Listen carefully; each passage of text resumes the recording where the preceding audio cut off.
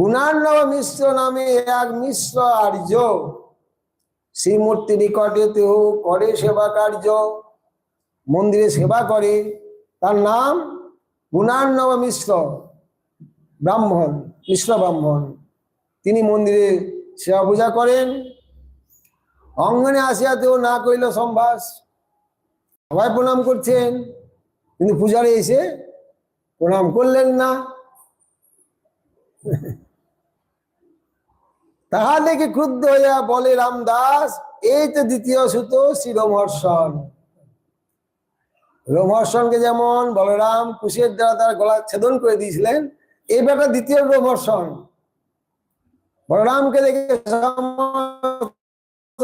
সম্মান করেছিলেন, প্রণাম করেছিলেন, আসন দিয়েছিলেন, কিন্তু সুত গোস্বামী বলতে রোমহর্ষণ উগ্রসভার পিতা, সে ব্যাসাসন থেকে নেমে যায়নি। এবারটা দ্বিতীয় রোমহর্ষণ। বলরামে দেখি যে না কইলা প্রত্যুদ্গম। বলরাম গিয়েছেন ভাগবত আসরে, সেখানে এই রোমহর্ষণ ব্যাসাসন ছেড়ে নামেনি, তাকে সম্মান করেনি বলরামকে। এত বলে নাচে গায় করে সন্তোষ, কৃষ্ণ কার্য করে বিপ্র না করিল রোষ। খুব খারাপ না, এত বলার পরেও কিছু মনে করলেন না এই পূজারী। উৎসবান্তে গেলাতেও করিয়া প্রসাদ, মোর ভ্রাতা সনে তার কিছু হইল বাদ। চৈতন্য গোসাইতে তার সুদৃঢ় বিশ্বাস, পূজারীর কোনো ক্ষতি হলো না। কিন্তু কৃষ্ণদাস কবিরাজ গোস্বামীপাদ বলছেন, আমার ভাইয়ের সঙ্গে তার কিছু কথা কাটাকাটি হলো, মোর ভ্রাতা সনে তার কিছু হইল বাদ। চৈতন্য গোসাইয়ে তার সুদৃঢ় বিশ্বাস, নিত্যানন্দের প্রতি তার বিশ্বাস আভাস। মহাপ্রভুকে মানেন ভগবান বলে, নিতাই চাঁদকে অতখানি মানেন না, আভাস। মহাপ্রভুর সমান ভক্তি করেন না নিতাইকে, একটু হালকা ভক্তি, আভাস। একেবারে অপমান করেন না, ভক্তি করেন খুব হালকা, সামান্য। ইয়া শুনি রামদাসের দুঃখ হইল মনে। নিতাই চাঁদের ভক্ত রামদাস নিকেতন, তার দুঃখ হলো। তবে তো ভ্রাতারে আমি করিনু ভর্সনে। কৃষ্ণদাস কবিরাজ গোস্বামীপাদ এই ঘটনা শ্রবণ করে খুব বকবকি করলেন, ভাইকে ভর্সনা করলেন।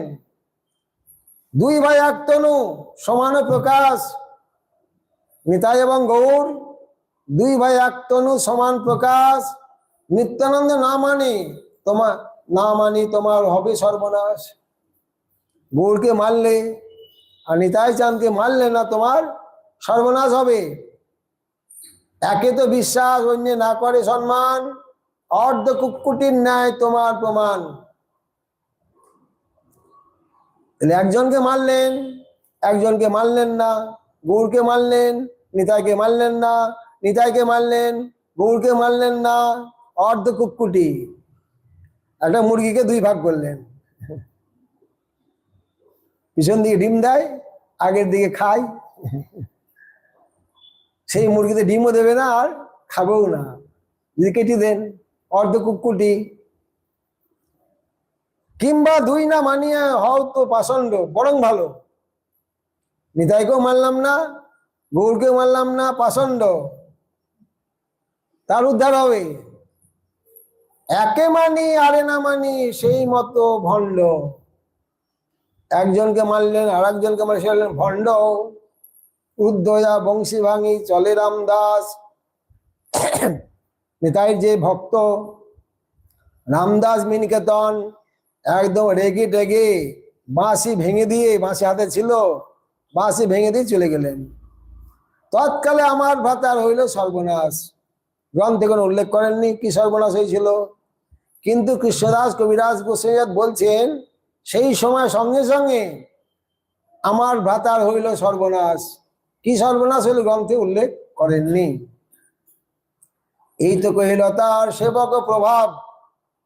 নিত্যানন্দের সেবকের প্রভাব এই প্রকার,